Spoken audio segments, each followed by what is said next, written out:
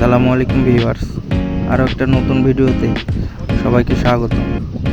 দেখেন, আমি আজকে এমন একটা জায়গাতে চলে আসছি যেটা আমাদের বাড়ি থেকে 2 কিলোমিটার দূরে। আর এই জায়গাটার নাম হলো ইয়োনো পার্ক, যেখানে আসলে এমনিতেই ভালো লাগে। এখানে বিকেল টাইমে, সন্ধ্যার দিকে অনেক মানুষ বেড়ানোর উদ্দেশ্যে এই জায়গাতে চলে আসে। তো আমরা চলে আসলাম, এখন বাজে হচ্ছে 12:30। মূলত একটা কাজে আসছিলাম মালঞ্চি বাজারে। তো ভাবলাম অনেকদিন পরে রেল লাইন দিয়ে হেঁটে আসি। হাঁটতে হাঁটতে এই ব্রিজ পর্যন্ত চলে আসা, আর এই ব্রিজে উঠে এত সুন্দর বাতাস পাবো এটা আশাও করিনি।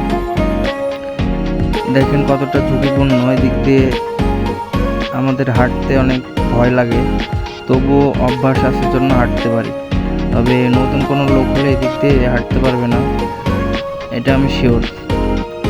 তো এখানে এই যে এই সাইডে ব্রিজ দেখা যাচ্ছে, ব্রিজটা মানুষ যাতায়াত করে, মোটরসাইকেল, ভ্যান, রিক্সা সব কিছু। আর এদিক দিয়ে শুধু ট্রেন যায়।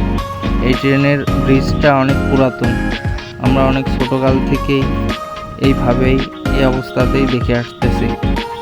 আর সামনে মনে হচ্ছে স্কুলের ছাত্রছাত্রীরা টিফিন দিছে, হয়তো টিফিনের জন্য ওরা রেল লাইনে উঠে বেড়াচ্ছে।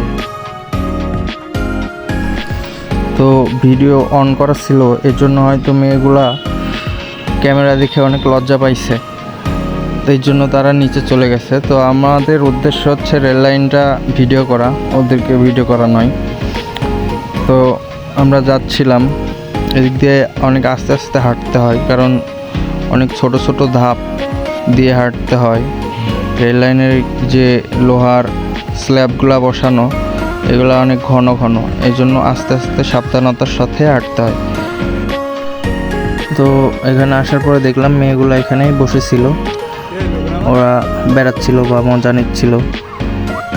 তো আমাদের ক্যামেরাম্যান আবার তারিক ওদেরকে কথা বলতেছে।